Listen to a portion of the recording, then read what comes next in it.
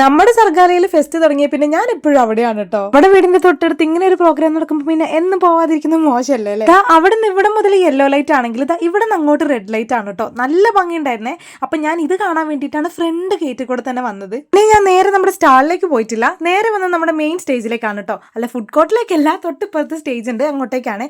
ഒരു കാര്യം ഉണ്ട്, എന്താന്ന് വെച്ചാൽ ഇന്ന് നമ്മുടെ സ്റ്റേജ് പ്രോഗ്രാം ആയിട്ട് വരുന്നത് ദഫ്മുട്ടും കോൽക്കളിയാണ് കേട്ടോ. വന്നത് കുറച്ച് നേരത്തെ ആയതുകൊണ്ട് പ്രോഗ്രാം തുടങ്ങിയിട്ടില്ലായിരുന്നു. അപ്പൊ ഞാൻ നേരെ പാർക്കിലേക്കാണ് കേട്ടോ പോയത്. പാർക്കിൽ കളിക്കേണ്ട ആള് അച്ഛന്റെയും അച്ഛമ്മന്റെയും കൂടെ പഴനിക്ക് പോയിരിക്കുകയാണ്. നമുക്ക് അവിടെ അധികം റോൾ ഇല്ലാത്തതുകൊണ്ട് ഞാൻ വിചാരിച്ചെന്നാൽ കുറച്ചു നേരം സ്റ്റാളും കൂടെ കണ്ടിട്ട് വരാന്ന്. ഇപ്പൊ ഇടുന്ന 2-3 കുട്ടികൾ സ്റ്റാളിന്ന് മോതിരം വാങ്ങാൻ നിൽക്കുന്നുണ്ട്. ഇത് നമ്മുടെ സർഗാലയിലെ സ്റ്റാൾ തന്നെയാണ് കേട്ടോ. ഈ സ്റ്റാള് കണ്ടോ, ഇത് വെസ്റ്റ് ബംഗാളിൽ നിന്ന് വന്നവരാണ് കേട്ടോ. ഈ ഫ്ലവേഴ്സിനൊക്കെ വെറും 20 രൂപയുള്ള സ്റ്റാളിലുള്ളവർ ഈജിപ്തിൽ നിന്ന് വന്നതാണ് കേട്ടോ. സ്റ്റാളിൽ നിന്നോണ്ടിരിക്കുമ്പോഴാണ് ദഫ്മുട്ട് തുടങ്ങിയ സൗണ്ട് കേട്ടത്. ഞാൻ വേഗം പോയി ദഫ്മുട്ട് കാണാന്. ഭയങ്കര ഇഷ്ടമാണ് കേട്ടോ ഈ ദഫ്മുട്ടും കോൽക്കളിയും വട്ടപ്പാട്ടും ഒക്കെ. നാട്ടിലുള്ള WHSS പെണങ്ങോട് സ്കൂളിലാണ് കേട്ടോ ഞാൻ പഠിച്ചത്. അവിടെയാണെങ്കിൽ ഭയങ്കര കോമ്പറ്റീഷൻ മൈൻഡ് ആണ് കേട്ടോ. കലോത്സവമൊക്കെ ആവുന്ന സമയത്ത് വട്ടപ്പാട്ടും ഒപ്പനയും കോൽക്കളിയും ഒക്കെ ഭയങ്കരമായിട്ട് പ്രാക്ടീസ് ചെയ്യും.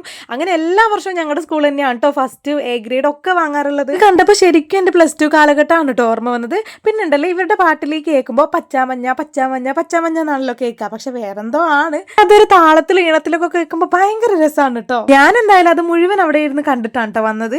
ഇതാണ് വിപ്പവാടി, തായ്ലാന്റിൽ നിന്ന് വന്നതാണ് കേട്ടോ. വിപ്പവാടി എന്ന് വെച്ചാൽ അവരുടെ പേരാണ്. നിങ്ങളുടെ മനസ്സിൽ പോടിയ ഡയലോഗ് എനിക്ക് മനസ്സിലായി, മറ്റേ നമ്മുടെ സലീം കുമാറിന്റെ. നമ്മുടെ പ്രോഗ്രാം തുടങ്ങിയിട്ട് 4 ദിവസമായെങ്കിലും ആളത് എപ്പോഴാണ് ഇവിടെ എത്തിയത്. ആൾക്ക് നന്നായിട്ട് വിശക്കുന്നുണ്ടെന്ന് പറഞ്ഞപ്പോൾ നമ്മൾ നേരെ ഫുഡ് കഴിക്കാനായിട്ട് പോയിട്ടോ. അപ്പൊ ഞാൻ വാങ്ങിയത് കപ്പ ബിരിയാണിയാണ്. കുറെ ദിവസമായിട്ട് വിചാരിക്കുന്ന ഒരു കപ്പ ബിരിയാണി കഴിക്കണമെന്ന്. വായിലാണെങ്കിൽ വെള്ളം വന്നിട്ട് വയ്യായിരുന്നു. അടിപൊളി ടേസ്റ്റ് ആയിരുന്നു കേട്ടോ. അവാടിയാണെങ്കിൽ ഫ്രൈഡ് റൈസ് ആണ് വാങ്ങിയത്. ആള് കുറച്ച് കഴിച്ചതിന് ശേഷം ബാക്കി ഫുഡ് അതാ പാഴ്സലാക്കിയിട്ടുണ്ട്. നമ്മളെ പോലെ ഒന്നും അവർ കഴിക്കൂല. ഇപ്പൊ ഫുഡ് കഴിക്കുന്നതിന്റെ കാര്യത്തിൽ നമ്മളെ തോപ്പിക്കാൻ ആരും ഉണ്ടാവില്ല. ഫുഡൊക്കെ കഴിച്ചതിന് ശേഷം നമ്മളിതാ വിപ്പാവാടിക്ക് 2 ചെരുപ്പ് വേണമെന്ന് പറഞ്ഞിട്ട് അയാളുടെ കൂടെ വന്നതാണ് കേട്ടോ.